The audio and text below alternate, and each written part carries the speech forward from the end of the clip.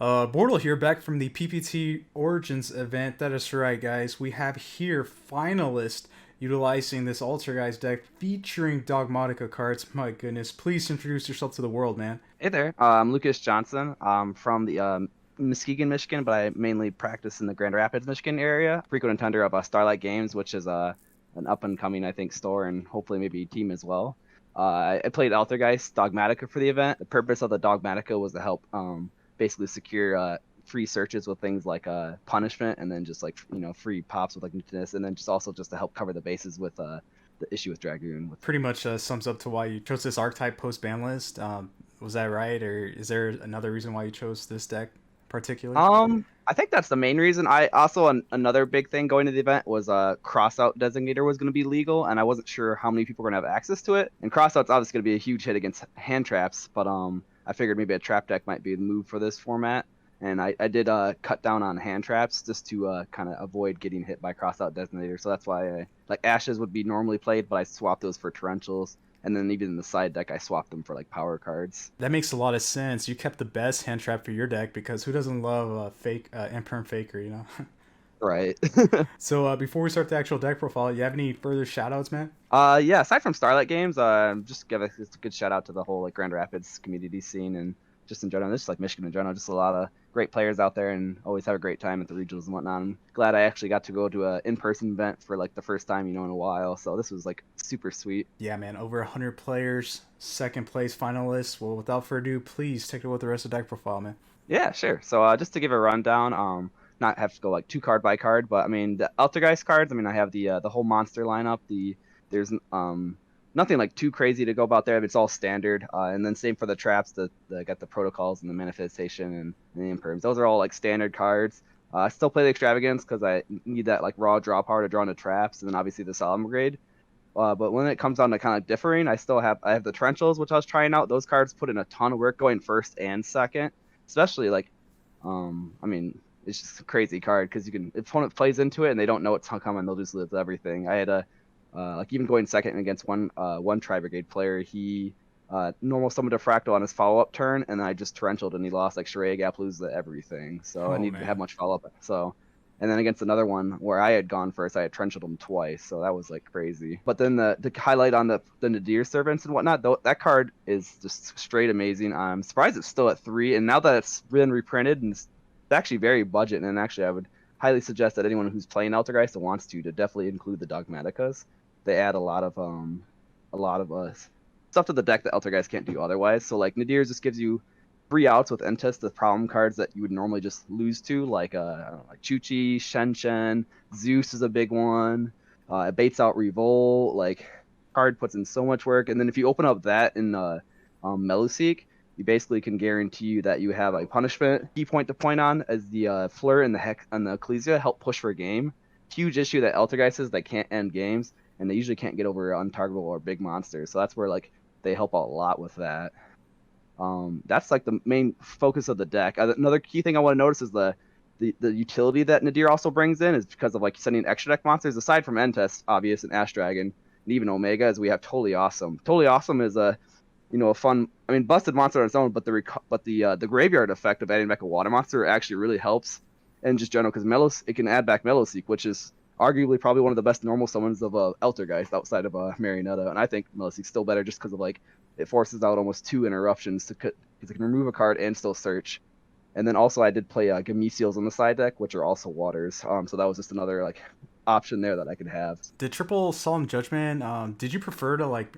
Is that the right call for Altergeist just to straight up main this card because it's almost like a guaranteed game winner going first, but at the same time, did it ever like hinder your plays going second as well, or did it work out pretty fine? Dabble on that. There was I've heard and from other people as well that were like watching the streams and such that evenly matched is commonly played in the main deck, whereas like Judgment might be something that's more sided. Like I still felt that Judgment even going second could still be powerful because as long as I don't just get blown out, Judgment can still be used to be like to negate power cards or power summons, so like like Revolt and such. And I still think it's very good. And just I wanted usually when I build a deck, it's hard to build a deck that you want to like I want to kind of go first, I want to kind of go second. I just built this deck, I just want to go first, and then the side deck was purely for going second. So I think if you want to go first, you got to play a card like Judgment because that just secures very easy wins. We are seeing 41 cards. Was there like anything you could possibly cut to get that perfect 40, or was 41 just a goo for this event? I don't know. It's been at 41 for a second. I could probably go Torrential to 2 would probably be the one I'd put to 2. Honestly, like I mean, if Order got banned next list, then that would just make my life easier. I could just be at 40 then. But I don't know. 41 does make siding a little bit easier, but obviously the 40 card main would help a little tad bit with consistency. Although I didn't actually, I think the worst I bricked was like 5 traps and 1 was punishment. And that basically got me access to Axe Dragon, which got me to Ecclesia, which got me to Fleur. So it's like I still had access to a engine, and the 4 traps, like, bought me several turns until I could actually start seeing Altergeist monsters. You did slightly touch onto the extra deck with totally awesome explanation. Would you like to run down the other cards in your extra deck? Yeah, of course. So the obvious ones are the Hexia and Linkribos. Those are always commonly played. Moving on, we have the Anima, which is a cool addition that you can link into with Meloseek. And I found myself that I can use Meloseek to link into that to potentially bait almost like 3 like interruptions, or I can like give the Kaiju them and suck up the Kaiju and then have a 2200 beat stick. That's pretty cool. I don't know. He didn't come up as often. He might get swapped out for maybe a second Artemis, which I found myself making quite often. So Artemis acts as basically as if I didn't open Meloseek, but instead opened like let's say Marionetta would be the main primary choice. So I opened up Marionetta and Deer. I still wanted to be able to summon the Ecclesia that turn and the Marionetta. So I wanted to link off my Marionetta into Artemis because it's any 4 lower spellcaster, and then I could still have access to the Ecclesia, the Punishment, and the Flare with Ash Dragon.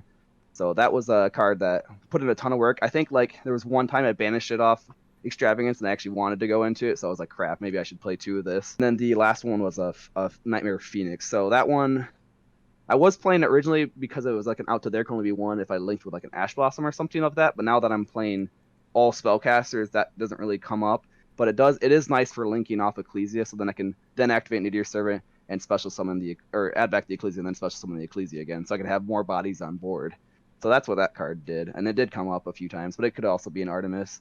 Otherwise, the extra deck felt really solid. Really happy with how it worked out.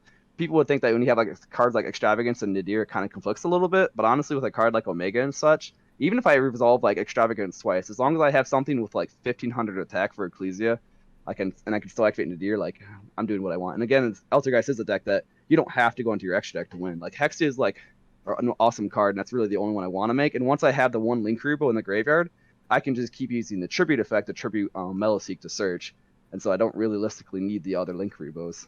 That's totally right. And then you're also maximizing your elders, so you Yeah. have that engine right there. Pretty Mm-hmm. sweet explanation on your extra deck, makes a lot of sense. And this side deck right here, man, I'm loving the ratio. So you're just straight up 3 of everything. Would you like to run it down? Yeah, I've always been a 3 of guy. I know some people would do the 2 ofs, but I feel like the magic number for when you want to side is at least 6 cards, so you just like have a really good percentage chance of seeing 1, which for me unfortunately didn't turn out to be that way, especially in the final feature match with James Frazier. I did not see either of my Lightning Storms or my Evenleys in game 3, and I feel like if I saw 1, the game would have swung much better in my direction, but that's here and there. And then the main 3 on with the Gamisio and the Droplets, those are just purely for dealing with cards that make decks that make Dragoon and possibly just Virtual World in general, because Shen can actually be a problem in itself. I can't use the protocol to negate under Shen because it actually sends from the field to the grave as cost to negate, so you can't do that under Shen. So that's another problem there, whereas the Kaijus definitely help with that. And then just going general in second, like Lightning Storms and Evenly's always put in work. I was doing Heavy Storm Dusters, but I felt those were a little bit too slow and not as powerful as Lightning Storm. So the Lightning Storms definitely put in work. I did play an Altergeist mirror match and that put in work. And then obviously the Secret Village, that card is insane. I can't believe the card is legal to any extent. It just straight up just turns off spell cards, especially if they don't play spellcasters. And if they do play one, you just bounce it with Siliquatus. So that card always went in going first. It always turned off like back removal. The only thing I'd have to worry about at that point is Red Root Evenly, which generally that's where the judgments will come in. And hopefully Hexia if I can get that far to make it. That pretty much covers all of that, yeah. And then I know some people may question the droplet choice, because obviously there isn't too much you want to send to your graveyard, whereas droplets is obviously much better with graveyard related decks. But you can, like, for example, I can activate like Extravagance or Nadir and then chain droplets there. So that's where I can at least like kind of maintain card for card value. Sweet man, I appreciate the explanation and the rundown over this deck list. But as far as the finals went, to those that weren't able to stream this event or watch it, what happened in the finals, dude? Okay, so yeah, I got to play against James. He won the dice roll, which is super unfortunate because, like I said, my build is built primarily for going first. He got the full combo, and I think my opening hand was, if I had gone first, I was thinking it was like a strike, judgment, order, marionetta, and like something like maybe like one other. I think it was a flare. Unfortunately, I always had really unlucky of drawing flare, which sometimes worked out because then I didn't have to search it and I could use it to like bait out negates and such and poke and run over monsters. But most of the time, it's just a card you don't want to draw. Like that and the Concurry, I would say, are the two main bricks of this deck. You would prefer not to draw those cards, but they're definitely needed to be played. So that game one, I tried, but he played it really well. So like I said, the Tri-Brigade player earlier that had just normal summon Diffractal and I torrentialed his board. James had ended on the normal board plus Kit.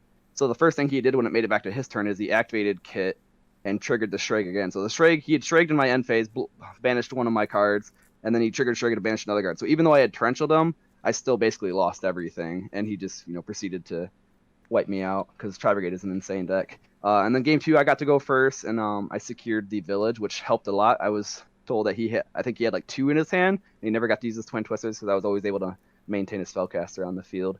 And then game three, I had to go second again, and I think my hand was like Imperm, unfortunately no Faker, like double Protocol, a Strike, and then a Marionetta, and then like I drew another Marionetta. So if I had like, I don't know, an evenly matched, Lightning Storm, a multi-Faker, I might have actually been able to do something. So it was pretty cool, but I was told again that by my friends that he had opened triple Twin Twisters in his opening hand, game three, and still full combo. So it's like, it was tough. Oh, And that is just sick. yeah, and the cool thing about Tri-Brigade, I mean, I don't play it personally, but I just like that you can draw those kind of cards and with those weird ratios, but then just put them back into your deck as you resolve your Bear Drums and your Fairjeet. Oh yeah, that deck is definitely strong, and it's funny that it got slightly hit with the zoo package being decreased. But man, you just run cat and you're good to go. Exactly. But yeah, thank you so much for taking the time to doing this profile over the channel, man. Yeah, no problem. Thanks for having me. And listeners, if you're not a part of Bortle Nation, sub for Bortle. It's that easy and it's free. Oh God, yes. Bortle out.